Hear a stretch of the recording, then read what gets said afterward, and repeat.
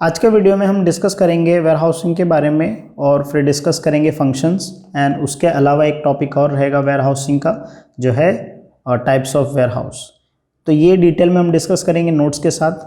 तो आप जो है नोटबुक और पेन पेंसिल लेके रखिए जब आप वीडियो देख रहे हैं। तो जो मैं आपको एक्सप्लेन करूँगा उसके हिसाब से जो है आप जो है अपने ओन लैंग्वेज में, लोकल लैंग्वेज में आप लिखते रहिए, ठीक है, ताकि आपको याद करने में और रिवीजन करने में काफ़ी ईजी रहे, ठीक है। अब देखिए यहाँ पे आप इमेज देख के समझ सकते हैं कि वेयर हाउस क्या होता है। वेयर हाउस बेसिकली एक गोदाम होता है जहाँ पे हम लोग क्या करते हैं, गुड्स को स्टोर करके रखते हैं। जैसे अगर आप शहर में रहते हो तो आप देखते रहेंगे, जैसे आप बड़े बड़े जो रिटेल शॉप है, जैसे डी मार्ट हो गया, रिलायंस फ्रेश हो गया, वी मार्ट हो गया, आर पटेल, ऐसे बहुत सारे मार्ट है, ठीक है, बहुत सारी दुकानें होती हैं। इवन एक किराना स्टोर वाला भी वेयर हाउस रखता है छोटा सा। जो सामने दुकान में रखा है वो डिस्प्ले में रखा है, लेकिन अगर उस दुकान में सामान ख़त्म हो जाएगा तो वापस से सामान रखने के लिए क्या करते हो लोग, एक बाजू में रहता है जहाँ पे पूरा माल भरा हुआ रहता है, उस गोदाम से निकाल के लाके क्या करते हैं, डिस्प्ले रखते हैं। तो वेयर हाउसिंग का आज के वक्त में बहुत ज़्यादा इंपॉर्टेंट है और ये हर जगह मोस्टली होता है। एक छोटी से छोटी दुकान पे भी वेयर हाउस बना के रखते हैं, ठीक है।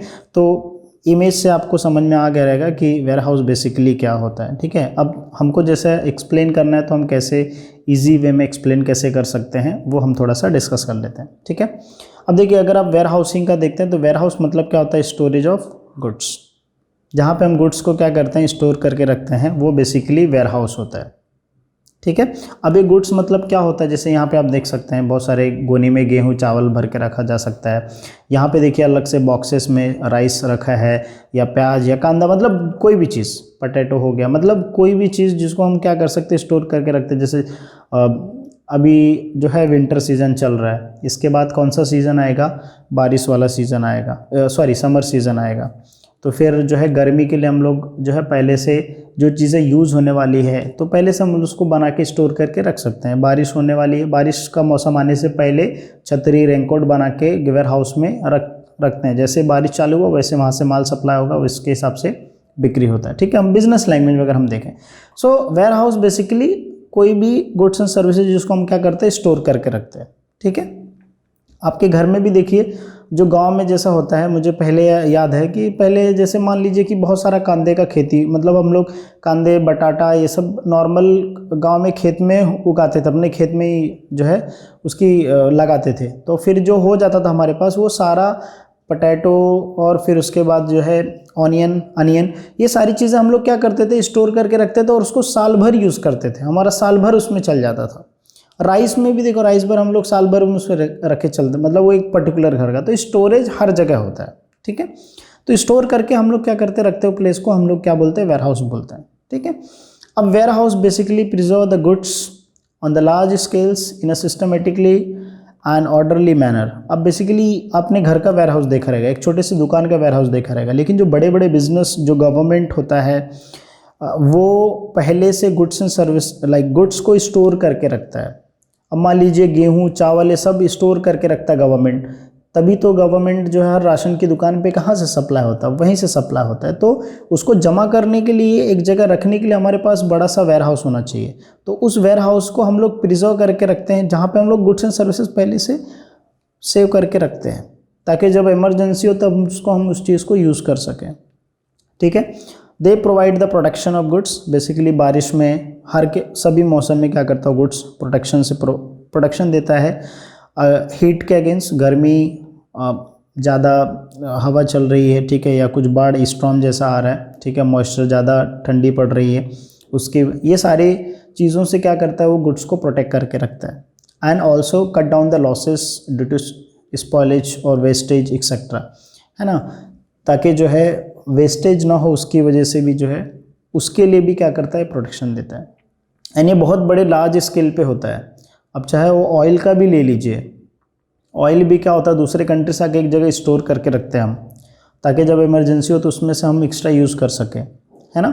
This is the basic function of every warehouse. ये सारे क्या है, बेसिक फंक्शन है जो वेयर हाउस प्रोवाइड करता है, ठीक है। मतलब एक गोदाम के अंदर हम गुड्स एंड सर्विसेज स्टोर करते हैं, जहाँ पे हमारा गुड्स सर्विस क्या रहेगा, सेफ रहेगा, ठीक है। आपने छोटा मोटा देखा रहेगा, लेकिन बड़े स्केल पे जो रहता है वो काफ़ी हाईली प्रोटेक्टेड रहता है सारी चीज़ें, ओके। अब उसके हम लोग फंक्शन देख लेते हैं, ठीक है। यहाँ पे डेफिनेशन लिखा है वो भी आप लिख सकते हो। डेफिनेशन क्या है? इस्टेब्लिशमेंट फॉर द स्टोरेज और एक्यूमुलेशन। एक्यूमुलेशन बेसिकली कोई चीज़ का जमा करना होता है एक साथ, वो एक्यूमुलेशन हो जाता है, ठीक है। एक्यूमुलेशन ऑफ गुड्स मतलब वेयर हाउस क्या है? एक ऐसा स्टोरेज सेटअप करना जिसके अंदर हम लोग ढेर सारा गुड्स एंड सर्विसेज, ढेर सारा गुड्स क्या कर सकते हैं? स्टोर करके रख सकते हैं। सर्विस को आप स्टोर करके नहीं रख सकते हो, ठीक है। पहला क्या फंक्शन बोलता है? स्टोरेज ऑफ गुड्स, ठीक है। गुड्स को क्या करना है? स्टोरेज करना। जो हमने स्टार्टिंग में डिस्कस किया वही सारी चीज़ें रहेगा। The basic function of warehouse to store a large stock of goods. ढेर सारे गुड्स का हम लोग क्या कर सकते हैं? स्टोर करके रखते हैं। And these goods are store for a time for the production और परचेस टिल द कंजम्पशन और यूज़। मतलब जब तक वो चीज़ को कोई खरीदे तब तक हम लोग उसको स्टोर करके रखते हैं, है ना। तो एक बड़े स्केल के लेवल पे बात हो रही है, ठीक है। जैसे मान लीजिए अभी भी छतरी का प्रोडक्शन या रेनकोट का प्रोडक्शन हो रहा होगा, और जैसे बारिश आएगा तो उसको स्टोर करके रखेंगे, जैसा आएगा वैसे सप्लाई करेंगे, राइट। तब तक वो स्टोर करके रखते हैं। फिर उसके बाद आता है production of goods. Production basically goods का सेफ्टी प्रोवाइड करना, ठीक है, बचाना। जैसे बारिश से हो गई, या ज़्यादा गर्मी हो गया, या ठंडा हवा चल गई, या पानी कहीं से लीक हो गया, ये सारी चीज़ों से बचाने का उसको बोलते हैं प्रोडक्शन, ठीक है। तो वेयर हाउस क्या करता है? काम करता है गुड्स को बचाने के लिए, ठीक है। यहाँ पे लिखा है, आप देख सकते हैं, warehouse provide the production goods losses और damage due to heat, wind, dust etcetera, it making special arrangement for the different product as to their nature. अब मान लीजिए जैसे कोई मेडिसिन है जिसको ठंड जगह पसंद है, मतलब जिसको ठंड चाहिए, तो उसके लिए भी वेयर हाउस होता है जिसमें हम लोग स्टोर करके रख सकते हैं ज़्यादा वक्त तक, है ना। तो अलग अलग प्रोडक्ट होता है, उसके हिसाब से अलग अलग वेयर हाउस भी होते हैं, ठीक है। आगे चल के हम डिस्कस करेंगे वेयर हाउसिंग में। तीसरा पॉइंट है फाइनेंसिंग करना। देखो ये इसको समझने के लिए आप समझिए, मान लीजिए कि आपने जो है प्रोडक्शन किया, ठीक है। अब प्रोडक्शन करने के बाद आपने क्या करके रखा है? स्टोर करके रखा है, ठीक है। चलो मान लीजिए हम यहाँ पे प्रोडक्ट का कोई ए ले लेते हैं, ठीक है। प्रोडक्ट ए है, इसको हमने मैन्युफैक्चर किया, बना लिया है, और बनाने के बाद कहाँ पे स्टोर करके रखा है? वेयर हाउस में स्टोर करके रखा है, ठीक है। तो मैं एक बैंक वाले के पास गया, मैंने बैंक वाले को बोला, देखो मेरा ये प्रोडक्ट ए जो है, ये जो है मेरे पास 50 लाख का जो है, यहाँ पर मैं लिख लेता हूँ, ठीक है, छोटा अमाउंट लेता हूँ, चलो 50,000 का मेरे पास ये प्रोडक्ट ए है। वैसे बिजनेस जो होते हैं बड़े बड़े लाखों में डील करते हैं, बट मैं आपको समझाने के लिए बता रहा हूँ, ठीक है, कि 50 यहाँ पे लाख लेते तो ज़्यादा बेटर रहेगा, ठीक है। 50 लाख का जो है मेरे पास प्रोडक्ट ए है, और वो मैंने कहाँ पे स्टोर करके रखा है? वेयर हाउस में स्टोर करके रखा है। बैंक वाले के पास गया, तो बैंक वाले ने क्या बोला कि आपके पास 50 लाख का प्रोडक्ट है, ठीक है, ये वेयर हाउस का है। इसको सिक्योरिटी एज ए यूज़ करके वो बैंक वाले क्या करेंगे इनको, और ये गया मैं ये बोलने के लिए, भाई मेरे पास 50 लाख का प्रोडक्ट पड़ा है वेयर हाउस में स्टोर करके मैंने रखा है, उसको मार्केटिंग करने के लिए मुझे जो है 10 लाख का रिक्वायरमेंट है। कितने का रिक्वायरमेंट है? 10 लाख का। तो बैंक वाले ने क्या बोला, ठीक है, आपका जो प्रोडक्ट ए है उसको एज अ सिक्योरिटी हम यूज़ करके आपको 10 लाख का लोन दे देंगे, और जब आपका ये प्रोडक्ट 50 लाख का बिक जाएगा तब हमें चुका देना, है ना। तो मतलब क्या हुआ कि हम लोग इस स्टोरेज का यूज़ करके क्या कर सकते हैं? लोन भी ले सकते हैं, ठीक है। तो उसको बोलते हैं financing. Warehouse goods also enable obtain the finance from the bank. Banks grant the loan against the security of goods. ये गुड्स के अगेंस्ट में क्या करता है? वो लोन प्रोवाइड करता है। समझ गए? ओके। अब देखो रिस्क बियरिंग क्या होता है, मतलब जो भी रिस्क होगा, जो भी लॉस होगा, वो उसका जिम्मेदार कौन होगा? वेयर हाउस वाला होगा। जैसे मान लीजिए कि मैंने क्या किया, जो भी गुड्स था वो सारी चीज़ें मैंने गुड्स क्या किया? स्टोर कर दिया, ठीक है, इस वेयर हाउस में रख दिया। अब वेयर हाउस में अगर कुछ होता है, चूहे ने काट लिया, पानी भर गया, गर्मी हो गया, किधर से भी कुछ इशू हुआ, और उसकी वजह से अगर वो माल ख़राब होता है, तो उसका जिम्मेदार कौन होगा? वेयर हाउस कीपर होगा, ठीक है। तो इसके लिए जो है वेयर हाउस जो होता है वो प्रॉपर अच्छे से माल चेक करता है, कितना आया है, उसको प्रॉपर सही तरीके से स्टोर करके रखता है, क्योंकि अगर वहाँ पे कुछ डैमेज हुआ तो उसका भरपाई कौन करके देगा? जो उस वेयर हाउस का मालिक है, ठीक है। तो रिस्क बेयरिंग समझ में आ गया पूरा अच्छे से। देखो, entirely responsibility of goods stored in the warehouse is passed to the warehouse keeper once the goods are handed over to him for storage. एक बार गुड्स को उसने, देखो वेयर हाउस वाला भी क्या करता है, जब माल आता है तो उसको चेक करता है, गिनता भी है, सारी चीज़ें चेक करने के बाद फिर वो एक पेपर होते हैं, वो पेपर्स पे साइन करके दे देता है। तो उसने चेक कर लिया, दे दिया, ठीक है, अब सब चीज़ें क्लियर है, लेकिन 1 साल के बाद वो माल देखा तो ख़राब हो गया। पेपर के हिसाब से तो 2 साल का था, लेकिन 1 साल में वो माल गया, ज़रूरत पड़ा निकालने के लिए, तो फिर उधर ख़राब हो गया। तो वेयर हाउस वाला जो रहेगा उसने तो साइन करके दिया था कि हाँ माल इस तरीके से था, इतना था, अब उसमें कम हो गया या बेकार हो गया तो सबका जिम्मेदार कौन रहेगा? उस वेयर हाउस कीपर रहेगा, ठीक है। या उसका लॉस भी होता है, अगर मान लीजिए कुछ डैमेज हो गया, जल गया, कुछ गड़बड़ हुआ, तो उसकी वजह से भी वो वेयर हाउस ही भरेगा, वेयर हाउस कीपर ही भरेगा, उसका जिम्मेदारी है, ठीक है।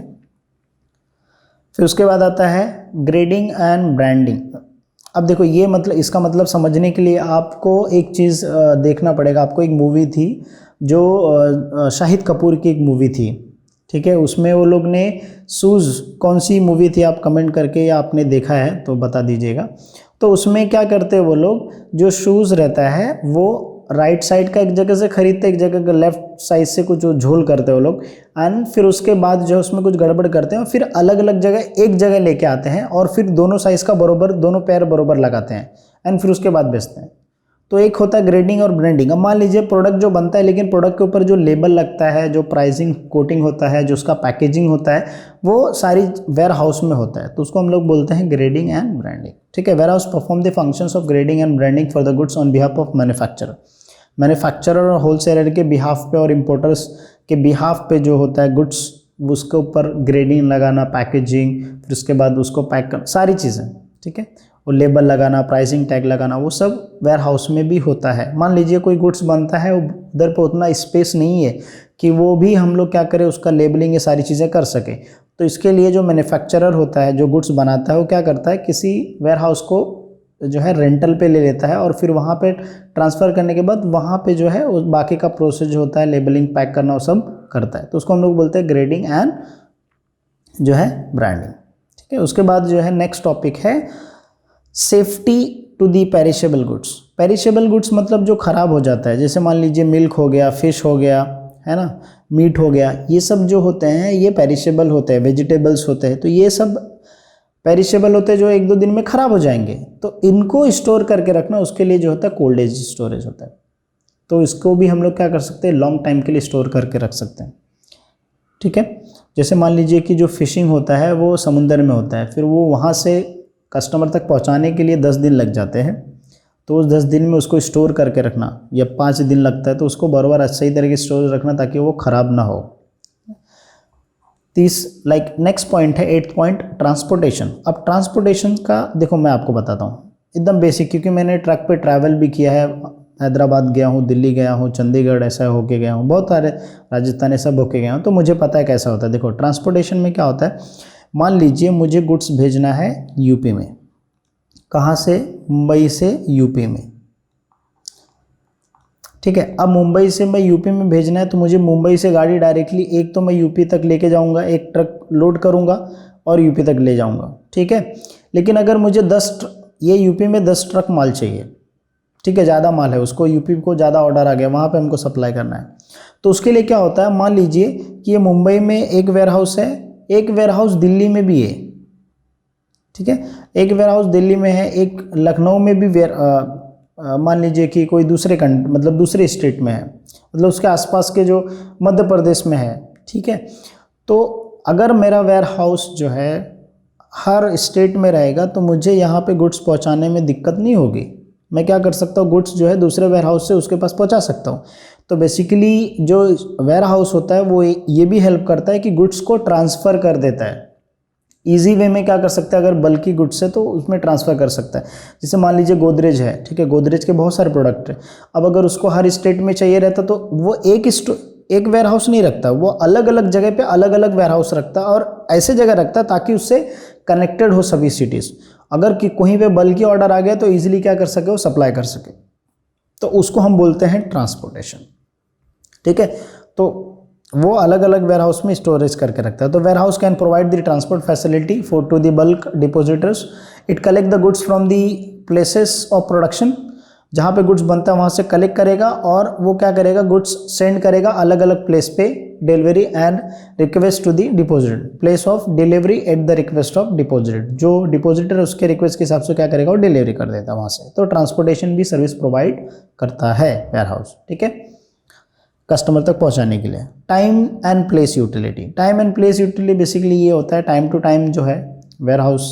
अब मान लीजिए कि अभी ठंडी का मौसम चल रहा है तो उसके जगह पे हमको जो चाहिए वुलन क्लोथ चाहिए, तो वो क्या हो गया, एक टाइम यूटिलिटी हो गया। Place utility basically Himachal Pradesh से या कश्मीर से एप्पल का जो है मुंबई में सप्लाई होना, ठीक है, एप्पल्स का, तो that is what place utility. Okay, because वहाँ पे कम यूटिलिटी, यहाँ पे ज़्यादा utility, right. So warehouse create the time utility by preserving the goods till it's demanded, जैसे मैंने आपको बारिश का बताया था, छतरी का पहले से मैन्युफैक्चर करके रखना, तो that is a time utility, ठीक है। It also create the place utility by providing goods at the place where they are required. मान लीजिए गोवा में जो है अल्कोहल का ज़्यादा ज़रूरत होता है, वहाँ पे डिमांड ज़्यादा होता है, ठीक है, तो वहाँ पे मैन्युफैक्चरिंग नहीं होता है, लेकिन मैन्युफैक्चरिंग महाराष्ट्र में ज़्यादा होता है और वो सप्लाई कहाँ होता है, गोवा में होता है, right. So that is the place utility. Okay, अब हम डिस्कस करते हैं टाइप्स ऑफ वेयर हाउस। पहला वेयर हाउस और जो दूसरा वेयर हाउस ऑलमोस्ट सिमिलर है, सिर्फ डिफरेंस देखिए, ठीक है। Private warehouse, private warehouse मतलब क्या होता है, जो भी वेयर हाउस एक इंडिविजुअल मैनेज करता है, ठीक है, एक प्राइवेट पर्सन मैनेज करता है, उसको हम लोग क्या बोलते हैं, प्राइवेट वेयर हाउस बोलते हैं। क्या मैंने बोला, प्राइवेट वेयर हाउस मतलब एक ऐसा गोदाम, ऐसा वेयर हाउस जो मैनेज करता है एक इंडिविजुअल, एक प्राइवेट पर्सन, उसको हम बोलते हैं प्राइवेट वेयर हाउस। बेसिकली ये जो स्मॉल रिटेलर्स जो होते हैं, जो बड़े बिजनेसमैन है, छोटे छोटे जो बिजनेस होते हैं, वो लोग क्या करते हैं, ऐसे छोटे छोटे वेयर हाउस मेंटेन करते हैं। Private warehouse own and manage by the manufacturer और the trader to store their own goods, ठीक है। मान लीजिए कि जो एक छोटा मैन्युफैक्चरर कोई है, कोई एक ऐसा गुड्स बनाता है जो स्मॉल लेवल पे स्किल मैन्युफैक्चरिंग करता है, या कोई ऐसा बिजनेसमैन है जो ट्रेड करता है बिजनेस को इधर से उधर होलसेल के रेट में, तो उसके लिए वो क्या करता है, एक अपना खुद का प्राइवेट वेयर हाउस बना के रखता है। They are mostly industrial and commercial centres in warehouse. In this warehouse the goods can be stored and removed without the formalities of the personal cares of goods। इसके अंदर ज़्यादा जो है, इसके अंदर बताया कि ज़्यादा फॉर्मेलिटीज़ नहीं होती है, वो नॉर्मली आप क्या कर सकते हो, रिमूव कर सकते हैं, ठीक है। अब उसके बाद आता है public and commercial warehouse. अब इसको कॉमर्शियल वेयर हाउस इसलिए बोलते हैं क्योंकि मेनली ये क्या होता है, रेंटल पे दिया जाता है, बिजनेस पर्पस के लिए यूज़ करता है गवर्नमेंट, ठीक है। दे आर ऑल्सो, मतलब पब्लिक वेयर हाउस ऐसा होता है कि जो गवर्नमेंट मेंटेन करता है, या तो फिर गवर्नमेंट ने लाइसेंस दे के रखा है उस चीज़ को मैनेज करने के लिए, ठीक है। They also known as the licence warehouse, ठीक है। These type of warehouse required the licence from the government, right. अगर इसको हम लोग को ओपन करना है तो उसके लिए गवर्नमेंट से हमको लाइसेंस लेना पड़ेगा। And they our own manage by the individuals, forms, companies and others, ठीक है। तो मेनली जो होता है पब्लिक वेयर हाउस होता है जहाँ पे जो है लाइसेंस का रिक्वायरमेंट है तो गवर्नमेंट से, तो ही हम इसको मैनेज कर सकते हैं, ठीक है। ये बड़े बड़े बिजनेस होते हैं और इसमें मेनली जैसे आपने सुना रहेगा अडानी का पोर्ट पूरा का पूरा उसने ये कर लिया है, ले लिया पूरा पोर्ट का। तो जैसे सी पोर्ट हो गया, एयरपोर्ट हो गया, हाईवे हो गया, अपना इंडिया वाले ने श्रीलंका का एक जो है पोर्ट वो पूरी तरीके से ले लिया है, मतलब वो पूरा रेंटल पे ढेर काफ़ी टाइम के लिए वो ले लिया है वहाँ की गवर्नमेंट से। लोकेटेड नियर रेलवे स्टेशंस, तो ये सब जो होते हैं वेयर हाउस, ये गवर्नमेंट वेयर हाउस होते हैं, मतलब पब्लिक वेयर हाउस होते हैं जो मेनली बिजनेस पर्पस के लिए यूज़ करते हैं। फिर आता है गवर्नमेंट वेयर हाउसेस। अब देखो गवर्नमेंट हाउसेस, अब देखो पब्लिक और कॉमर्शियल में देखो ये मेनली जो होता है गवर्नमेंट से रिक्वायरमेंट होता है लाइसेंस, लेकिन गवर्नमेंट भी क्या करती है, खुद अपना जो है अपना जो भी चलाने के लिए, जो भी जैसे मान लीजिए गवर्नमेंट भी कुछ स्टोरेज करते हैं, जैसे मैंने आपको बताया था राशन का, सारी चीज़ें, तो उसके लिए गवर्नमेंट खुद का एक वेयर हाउस मेंटेन करता है, तो वो गवर्नमेंट वेयर हाउस होता है, ठीक है। This warehouse own and manage and control by the central और state government corporation, local authorities. It difficult to small trader, difficult for the small trader और businessman etcetera to own warehouse. So this government warehouse, मतलब ये बता रहे हैं कि government ऐसे कुछ वेयर हाउस मेंटेन करता है, एक तो खुद के लिए मेंटेन करता है सेंट्रल और स्टेट गवर्नमेंट, ठीक है। और ये इसलिए भी मेंटेन करता है ताकि जो स्मॉल ट्रेडर हैं, जो एक्सपोर्ट इंपोर्ट करते हैं या जो भी बिजनेस करते हैं, उनको अगर कम रेट में वेयर हाउस चाहिए स्टोरेज करने के लिए, तो गवर्नमेंट क्या करता है, उनके लिए ऑपरेट करता है, ठीक है। उसके बाद आता है bonded warehouse. Bonded warehouse basically license by the government for the storing imported goods, ठीक है, till the custom duty is not paid. अब देखो बॉन्डेड वेयर हाउस ऐसा होता है जहाँ पे क्या होता है, मान लीजिए माल आया, ठीक है, दूसरे कंट्री से, ठीक है। अब वो माल जो है उस वेयर हाउस में तब तक रहेगा जब तक कि उसका जो कस्टम ड्यूटी है वो तब तक पे नहीं होगा। जब पे हो जाएगा तो ड्यूटी पेड वेयर हाउस में आ जाएगा, लेकिन जब तक पे नहीं रहेगा तब तक वो वहीं पे ही रहेगा, कस्टम में ही रहेगा, मतलब उस वेयर हाउस में ही रहेगा, बॉन्डेड वेयर हाउस में। They are located nearby the port and they are either operated by the government custom authorities. The goods are held in the bond and cannot be। अब ये bonded ware house इसलिए बोलते हैं क्योंकि bond होता है। जब आप गुड्स इंपोर्ट करते हो तो उसके लिए एक बॉन्ड बनता है, ठीक है। या आप कभी देखो बड़ी बड़ी जो गाड़ियाँ होती है ना, उनके अंदर सील लगा रहता है, ब्लू कलर का, ऐसा अलग अलग कलर का सील होता है। वो सील वेयर हाउस जो बड़े जो कस्टम का माल रहता है उसके अंदर वो सील पैक लगा रहता है। तो नेक्स्ट टाइम जब आप ट्रैवलिंग कर रहे हैं, बड़ा गाड़ी देखते हो ऐसा बड़े बड़े कंटेनर, तो उसमें देखना जो पीछे लगा रहता है सील लगा रहता है, येलो या ब्लू कलर का। तो वो बॉन्डेड वेयर हाउस होते हैं जो अलग अलग जगह पे मेंटेन किए जाते हैं। तो और वहाँ पे माल गाड़ी अंदर जाने के लिए, मैं गया हूँ इसके लिए आपको बता रहा हूँ मैं, जब माल अंदर जाने के लिए, गाड़ी अंदर लेने के लिए उस वेयर हाउस के अंदर, या वहाँ से निकलने के लिए जो है उसके लिए बॉन्ड लगता है। और बॉन्ड पेपर जब तक नहीं दिखाओगे, अलग से आईडी कार्ड बनता है, पूरा प्रॉपर बनने के बाद ही वो ड्राइवर को ही सिर्फ अलोकेट करते हैं अंदर जाने के लिए। और फिर वो बॉन्डेड पेपर वो सब होने के बाद, साइन ऑन होने के बाद, वो जो रिसीव कर रहा है वो भी वहाँ पे प्रेजेंट रहेगा, उसका कोई पर्सन प्रेजेंट रहेगा। वो सब डॉक्यूमेंट लाने के बाद, वो साइन कराने के बाद फिर वो माल उतरता है वहाँ पे, और फिर वहाँ से फिर एग्जिट होता है। तो bonded warehouse I am sure आपको समझ में आ गया रहेगा। मैं गया हूँ इसके लिए आपको बता रहा हूँ कि अगर ये बॉन्ड पेपर नहीं रहेगा तो फिर वो माल उतारेंगे ही नहीं, वैसे को वैसे ही पड़ा रहेगा, भले वो वेस्ट हो जाए। तो इसके लिए काफ़ी ज़रूरी होता है बॉन्ड्स, क्योंकि जब आप इंपोर्ट कर रहे हो तो उसके बीच में बॉन्ड साइन होता है, पेपर्स जो रहते हैं, इनवाइस वो सब रहता है पूरा, लेकिन बॉन्ड पेपर मस्ट होता है। फिर उसके बाद आता है duty paid warehouse. Basically ये भी होता है, जैसे मान लीजिए अगर उसका ड्यूटी पेड है तो फिर वो बॉन्डेड वेयर हाउस में नहीं, directly duty paid warehouse में लेके चला जाएगा। Importer face the problems in the transportation of goods after making the payments of duty. Goods store in the duty paid। अगर ऐसा होता है कि भाई उसको कुछ प्रॉब्लम हो रहा है तो वो ड्यूटी पेड वेयर हाउस में डाल दिया जाएगा कुछ वक्त के बाद। जब उसका प्रॉब्लम सॉल्व हो जाएगा फिर वहाँ से वो उठा के अपना नॉर्मल बिजनेस अपने पर्पज़ के लिए यूज़ कर सकता है, ठीक है। तो आई एम श्योर आपको समझ में आ गया रहेगा ड्यूटी पेड और बॉन्डेड वेयर हाउस। उसके बाद जो है आता है cooperative warehouse. Cooperative warehouse से ही पता चलता है कि कैसा वेयर हाउस होता है, जहाँ पे नॉर्मल जो कम चार्जेस में और ऐसे रीजनल लेवल पे जो है ऑपरेट किया जाता है, ठीक है। They our own manage control by the cooperative societies. They provide facility in rural areas, ठीक है। जैसे रूरल रीजनल एरियाज़ में दे यूजुअली फार्मर्स हो गए, ट्रेडर्स हो गए, गाँव में ना तो खाद होता है, बीज होता है, सबके लिए स्टोर करके रखते हैं, वहाँ पर यूज़ किया जाता है मोस्टली ये। फिर उसके बाद जो है कोल्ड एज स्टोरेज।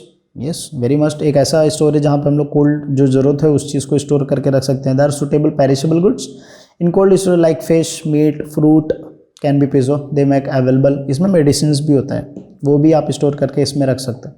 लेकिन याद रखो ये सब वेयर हाउस में स्टोर करने के लिए बहुत सारे फॉर्मेलिटीज़ होते हैं, वो फिल करके फिर आप स्टोर कर सकते हैं, उसके कुछ चार्जेस रहते हैं, राइट।